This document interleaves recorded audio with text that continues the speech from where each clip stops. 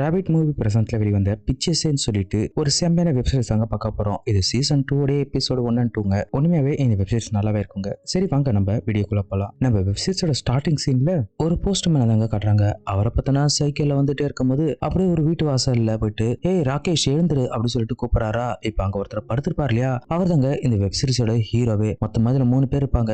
இவர் தான் ஃபர்ஸ்ட் ஆள். இப்ப இவர் என்ன பண்ணுவாருன்னா அவனை எழுப்பிட்டு இந்த உனக்கு லெட்டர் வந்திருக்கு அப்படின்னு சொல்லும்போது என்னென்ன சொல்றீங்க, எனக்கு லெட்டரா, எனக்கா இருக்காது வேற யாராச்சும் இருக்கும் அப்படின்னு சொல்லும்போது நல்லா கண்ணை திறந்து பாரு, உன்னோட பேர் தான் இதுல போட்டிருக்கு அப்படின்னு சொன்னதுக்கு அப்புறம் இப்ப இவனும் அந்த லெட்டர் வாங்கிடுவாங்க. இப்ப அவர் போனதுக்கு அப்புறம் இவன் அந்த லெட்டர் படிப்பானா, அதுல அசிங்கமா அந்த ராகேஷை திட்டி இங்க பார் நீ பண்ண பாவத்தால உன் குழந்தைக்கு நான் அம்மாவை போற, ஒழுங்கா என்ன பார்த்து 5 லட்சம் ரூபாய் கொடுத்துரு, அப்படி இல்லைன்னு வச்சுக்க இந்த விஷயத்த பஞ்சாயத்துல சொல்லி உன்னோட மானத்தையே வாங்கிடுவேன் அப்படின்னு அதுல போட்டிருக்குமா. அதை படிச்ச உடனே அவன் ஷாக் ஆயிடுவான். அப்படியே அந்த சீனை கட் பண்ணிட்டு இப்ப அடுத்த சீன் பார்த்தனா அந்த போஸ்ட்மேன் இன்னொரு வீட்டுக்கு போவாருங்க. போயிட்டு அங்க போயிட்டு ராமசாமி என்ன பண்ற அப்படின்னு சொல்லி கேட்கும் போது இப்ப அங்க ஒருத்தர் வருவாரா, இந்த அவன் பையனுக்கு லெட்டர் வந்திருக்கு அவனுக்கு எழுப்பு அப்படின்னு சொன்னதுக்கு அப்புறம் இப்ப இவர் என்ன பண்ணுவாருன்னா அந்த லெட்டர் வாங்கிட்டு போயிட்டு ஏய் பவன் எழுந்துரு அப்படின்னு சொல்லிட்டு அவனை உதைப்பாரா.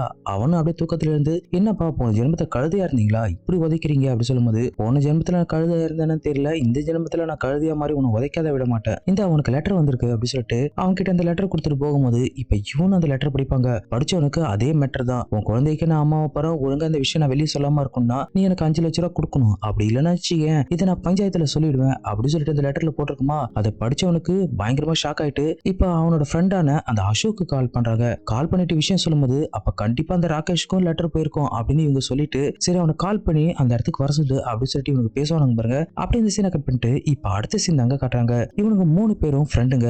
இப்ப 3 பேரும் ஒன்னா உட்காந்துட்டு என்ன பேசுறாங்கன்னா, யாரா இப்படி ஒரு லெட்டர் போட்டு நம்மள மிரட்டுறா, அதுவும் 5 லட்சம் ரூபாய் கேக்குறாங்களே யாரா இருக்கும் அப்படின்னு சொல்லிட்டு இவனுங்க மட்டும் கண்ட கண்ட பொண்ணோட பேர்லாம் சொல்லுவாங்க. ஒருவேளை அந்த ரம்யா இருப்பாளோ, ஒருவேளை அந்த பிரீத்தியா இருப்பாளோ அப்படின்னு சொல்லிட்டு இவனுங்க மட்டும் 4-5 பொண்ணுங்க பேர் சொல்லிட்டே இருப்பாங்களா. உடனே இதுல அந்த பவன் என்ன சொல்லுவானா, எனக்கு தெரிஞ்ச அந்த ராணியா தான்டா இருக்கும் அப்படின்னு இவன் சொல்ல அதுக்கு அவன் என்ன கேட்பானா, எந்த ராணிடா, அந்த கிராமத்துல இருப்பாளே அதான் அந்த பகோடா வைப்பாளே அந்த பொண்ணாடா அப்படின்னு சொல்லி கேட்கும்போது ஆமாண்டா அப்படின்னு இவன் சொல்லுவானா. எதனால அவளை சொல்ற அப்படின்னு சொல்லி இவன் கேட்க அதுக்கு அவன் என்ன சொல்லுவானா, ஏன்டா நடந்ததெல்லாம் மறந்துட்டியா, கொஞ்சம் யோசிச்சு பாரு அப்படி சொல்லும் போது இப்ப பிளாஷ்பேக் தாங்க காட்டுறாங்க. இப்ப ஒரு கடை வீதி தாங்க காட்டுறாங்க. அங்க பார்த்தா ஒரு பொண்ணு நடந்து வருது இல்லையா, இவ பேரு தாங்க ராணி. இவ தாங்க இந்த வெப்சீரிஸோட ஹீரோனியே. இப்ப இவ நடந்து வந்து நேரா அவங்க அப்பா பக்கத்துல நிப்பாங்க. அவங்க அப்பா வேற யாரும் இல்ல, இவர் தான். இவர் இங்க பக்கோடா போட்டுட்டு இருப்பாரா.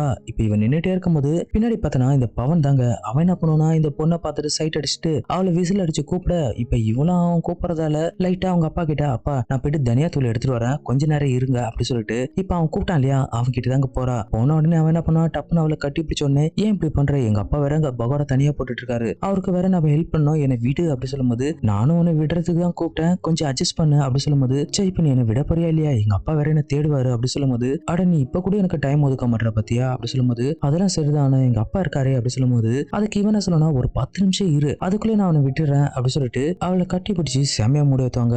அவளும் சும்மா இல்லைங்க, இவன் கண்ட இடத்துல தொட்டு அவளை மூடி வைத்தனதால இப்ப அவளும் தன்னுடைய கண்ட்ரோல் இல்லாம இப்ப அவன் சொன்ன மாதிரியே கேட்க ஆரம்பிப்பாங்க. இந்த இடத்துல செம்மையா இருக்குங்க சீன்ஸ் எல்லாமே. அவளை அப்படியே ஒரு மாதிரியா கட்டி பிடிச்சி செம்மையா மூடி வைத்து மேட்டர் பண்ணலான்னு போகும்போது திடீர்னு அவங்க அப்பா கூப்பிட்டுருவாரா, ஏமா என்னமா பண்ற தனியா தூள் எடுத்துட்டு வரதுக்கு இவ்வளவு நேரமா அப்படி சொல்லும்போது ஐயோ அப்பா வந்துட்டா கொஞ்ச நேரம் இருங்க அப்படி சொல்லிட்டு இப்ப இவன் என்ன பண்ணுவா, என்னை விட்டு சீக்கிரமா எங்க அப்பா வேற வந்துட போறாரு சொல்லிட்டு வேக வேகமா அவ கழுன துணி எல்லாம் எடுத்து மாட்டுவாளா. இப்ப இவன் என்ன சொல்லணும், இங்க பாரு நீ அரை ஒரே நான் மூடி ஏத்திட்ட, என்னால இன்னைக்கு ஃபுல்லா பொறுக்க முடியாது, சோ நைட்டு நீ என்ன பண்றனா கதவு திறந்து வை, நான் நைட்டு கண்டிப்பா வீட்டுக்கு வருவேன் அப்படி சொல்லிட்டு இப்ப இவனும் அங்கிருந்து போயிடுவாங்க. இப்ப அவளும் அங்கிருந்து போனதுக்கு அப்புறம் இந்த சீனை விட கட் பண்ணிட்டு இப்ப அடுத்த சீன் தாங்க காட்டுறாங்க.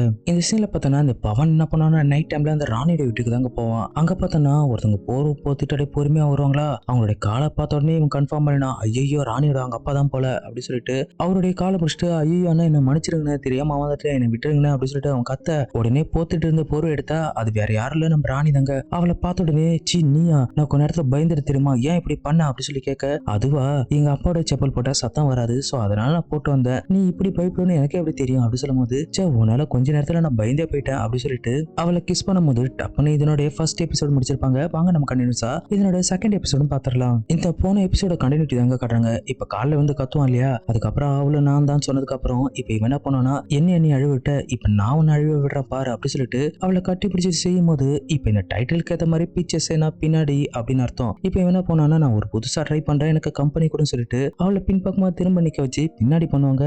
அவளும் பயங்கரமா கத்த ஏன் இப்படி பண்ற அப்படி சொல்லும்போது என்ன அழகு விட்டல, சோ அதுக்கான பனிஷ்மெண்ட் தான் இது அப்படி சொல்ல, அதுக்கு அவளும் நீ பொறுமையா பண்ண வேண்டியதானே, ஏன் இப்படி காஞ்ச மர கம்பளுக்கு வந்த மாதிரி பாயிர அப்படி சொல்லும்போது, அதெல்லாம் எனக்கு தெரியாது, எனக்கு இப்படி பார்த்தா வெறி ஆகுது, சோ நீ கம்னு இரு அப்படி சொல்லிட்டு அவளை பயங்கரமா கொடுமைப்படுவாங்க. இந்த சீன்ஸ் எல்லாம் வெறியாவே இருக்கும். இப்படி இவங்க ஒரு 15 நிமிஷமா மேட்டர் பண்ணி முடிச்சதுக்கு அப்புறம் இந்த சீனை கட் பண்ணிட்டு இப்ப அடுத்த சீன் தாங்க காட்டுறாங்க.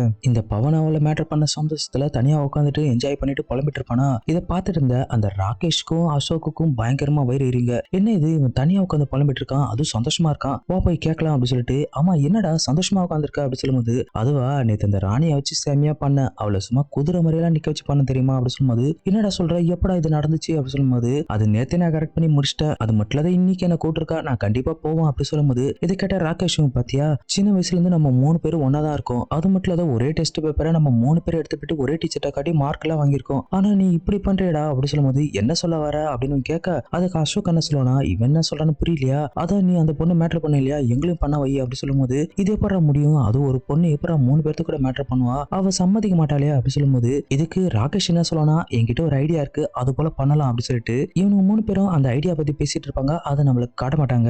இப்படி இந்த சீனை கட் பண்ணிட்டு இப்ப அடுத்த சீன் பாத்தீங்கன்னா, இப்ப அந்த கடை வீதி தாங்க காட்டுறாங்க. அங்க ஒரு ஆண்டி காய்கறி வாங்கிட்டு இருக்கும்போது அங்க நம்ம ராணி என்ன பண்ணுனா அப்படியே தாங்கி தாங்கி வருவாங்க. என்ன மேட்டர் தான் நமக்கு தெரியுமே, நம்ம ஹீரோ தான் பின்னாடி பண்ணிட்டான் இல்லையா, சோ அதனால வழி தாங்காம அவன் நொண்டி நொண்டி வரும்போது இதை பார்த்த அந்த ஆண்டியே, ஆமா ராணி ஏன் நொன்ற, என்ன ஆச்சு அப்படி சொல்லி கேட்கும்போது, அதுக்கு அவன் என்ன சமாளிப்பானா, துணி துவைக்கும் போது தெரியாம சோப்புல காலை வச்சுட்டேன், வழுக்கி கீழே வந்துட்டேன், அதான் எனக்கு காலில் சுலுக்கிடுச்சு அப்படி சொல்லி சமாளிக்க, இப்ப அவங்களும் அதை நம்பிடுவாங்களா, சரிக்கா எங்க அப்பா வேற வெயிட் பண்றாரு, நான் அப்புறமா வரேன் அப்படி சொல்லிட்டு இப்ப அவங்க போனதுக்கு அப்புறம் இப்ப பின்னாடியே அந்த பவன் வருவாங்க. வந்தவன் என்ன பண்ணனா அவளை விசில் அடிச்சு கூப்பிட, சரி இரு நான் வரேன் அப்படி சொல்லிட்டு இவ கண்ணை காட்டினோடனே இப்ப பின்னாடி நம்ம ஹீரோட ஃப்ரெண்டை தாங்க காட்டுறாங்க.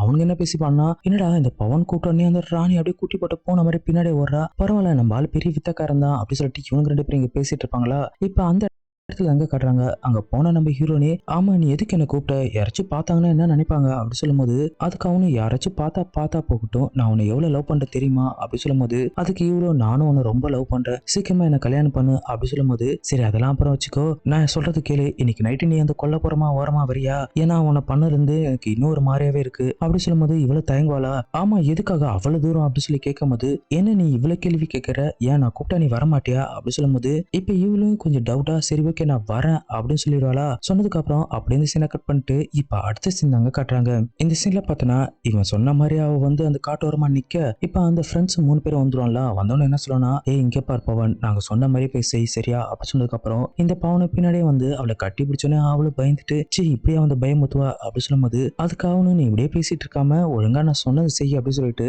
இப்ப அவ கூட சேர்ந்துட்டு சும்மா வேற லெவல்ல இவன் பவன் மேட்டர் பண்ணுவாங்க. இந்த சீன்ஸ் எல்லாம் வெறியாவே இருக்குங்க. இவன் சொன்ன மாதிரி அந்த டைட்டிலுக்கு ஏத்த மாதிரி பின்னாடி தாங்க பண்ணுவான். அவளை நல்லா வெறியா பண்ணிட்டே இருக்கும்போது இப்ப இவன் என்ன பண்ணுவானா, இன்னும் கொஞ்சம் எக்ஸ்ட்ரீமா போலாம் அப்படி சொல்லிட்டு இப்ப இவன் என்ன பண்ணுவானா, அந்த பொண்ணு ஒரு மிருகம் மாதிரி பண்ணிட்டே இருப்பாங்க. இப்படியும் பண்ணிட்டே இருக்கும்போது இப்ப இவனோட 2 ஃப்ரெண்ட்ஸ் இருப்பாங்க இல்லையா, அவனுக்கு என்ன பண்ணுவானா, மூஞ்சில டவல் கட்டிட்டு இப்ப அங்க வந்துருவாங்க. வந்தவங்க ஏய் என்ன பண்ற இங்க, இந்த காட்டோரமா இந்த பொண்ணு கூட்டு வந்து என்ன பண்ற அப்படி சொல்லிட்டு இப்ப இவனுங்க 2 பேரும் பயங்கரமா சத்தம் போட, அவங்க பயப்படுவாங்களா, ஐயோ எங்களை விட்டுருங்க நாங்க தெரியாம வந்துட்டோம் அப்படி சொல்ல, இப்ப அந்த பொண்ணு ஆமாண்ணே என்னை விட்டுருங்க நாங்க தெரியாம வந்துட்டோம் அப்படின்னு அவன் சொல்ல, இவங்க 2 பேரும் என்ன பண்ணாங்கன்னா, அதெல்லாம் விட மாட்டோம், ஒழுங்கா நாங்க சொல்றபடி நீங்க செஞ்சீங்கன்னா உங்களை நாங்க இப்பயே விட்டுருவோம் அப்படி சொல்லிட்டு இந்த பவனை என்ன பண்ணுவானா ஓரமா நிக்க வச்சுட்டு அந்த ராணிய இந்த அசோக ராகேஷும் சேர்ந்து மாத்தி மாத்தி பின்னாடியே பண்ணுவாங்க. இந்த சீன்ஸ் எல்லாம் செம்மையா எடுத்திருப்பாங்க. இப்படி இவங்களை வச்சு மேட்டர் பண்ணி முடிச்சதுக்கு அப்புறம் இதனோட 2வது எபிசோடு முடிச்சிருப்பாங்க. கூடி சீக்கிரத்துல இதனோட அடுத்தடுத்த வீடியோ சீக்கிரமா நம்ம சேனல்ல பார்த்தலாங்க. இத்தோட வருது நான் உங்கள் மிஸ்டர் பிஜே. Thank you guys.